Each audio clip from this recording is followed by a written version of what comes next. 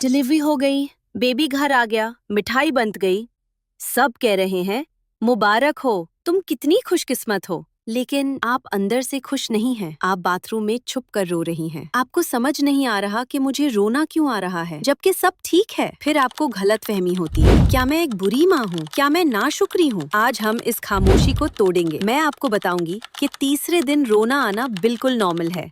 हम बात करेंगे कि क्या ये नजर है या डिप्रेशन, और जॉइंट फैमिली में जब सब मशवरे देते हैं तो अपने दिमाग को ठंडा कैसे रखना है। बेबी ब्लूज, हॉर्मोन्स का तूफान। सबसे पहले बायोलॉजी को समझे। Day 3 crash. जिस दिन आपका दूध उतरता है, मिल्क कम्स इन, उसी वक्त आपके हॉर्मोन्स एस्ट्रोजन और प्रोजेस्टेरोन जमीन पर गिरते हैं। ये इंसानी जिस्म का सबसे बड़ा हार्मोनल चेंज है। बेबी ब्लूज, इसे बेबी ब्लूज कहते हैं। तकरीबन 800% माएँ इससे गुजारती हैं। अलामात: बीला वाजा रोना, चिड़चिड़ापन, नींद न आना बावजूद थकान के। एग्जाम्पल: शायद आपका चम्मच गिर जाए और आप रोने लगे। हकीकत: ये आपका कसूर नहीं है, ये आपका कैरेक्टर खराब नहीं है, ये सिर्फ आपके हार्मोन्स हैं जो रीसेट हो रहे हैं। ये आमतौर पर 2 हफ्ते में खुद ठीक हो जाता है। नज़ार, साया या डिप्रेशन, द स्टिग्मा। हमारे देसी घरों में जब नई माँ चुप हो जाती है, खाना छोड़ देती है या बच्चे को देखकर खुश नहीं होती, तो बुजुर्ग कहते हैं इसे नजर लग गई है या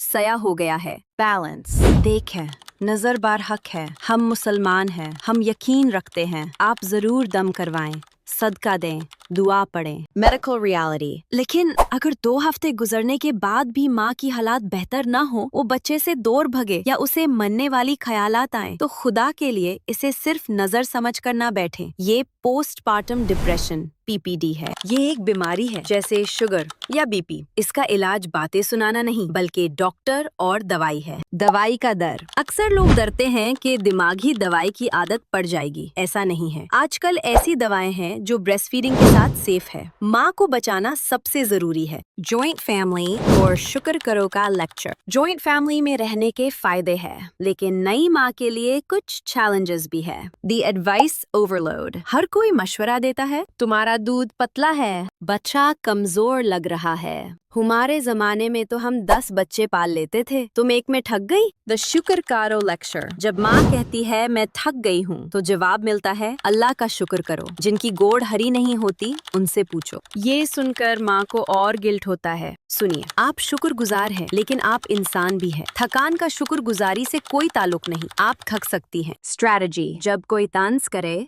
तो बहस मत करें, एक कान से सुने, दूसरे से निकल दे। अपने कमरे को अपना सेफ जोन बनाएं, जहां आप आराम कर सकें। मॉम रेज: गुस्सा क्यों ना आता है? एक और चीज जो कोई नहीं बताता, गुस्सा। सिनेरियो: आपका शौहर सुकून से सो रहा है और बच्चा रो रहा है। आपको शौहर पर इतना शादीद गुस्सा आता है कि दिल चाहता है उन्हें तकिए से मार दें, या छोटी सी बात पर आप चीख पड़ती है। वजह: आप बुरी बीवी नहीं हैं, ये स्लीप डेप्रिवेशन, नींद की कमी और एंजाइटी है। आपका दिमाग ओवर स्टिम्युलेटेड है। शोर, रोना, टच। जब गुस्सा आए तो बच्चे को महफूज जगह में लिटाकर 5 मिनट के लिए कमरे से बाहर चली जाएं। पानी पिए, गहरी सांस लें, अपने आप को टाइम आउट दें। शोहर और घर वालों के लिए पैगाम: ये हिस्सा आपके शोहर और सास के लिए है, उन्हें सुनाएं। सपोर्ट: नई माँ को मेहमान नवाजी की जरूरत नहीं, मदद की जरूरत है। जब वो बच्चे को दूध पिला रही हो,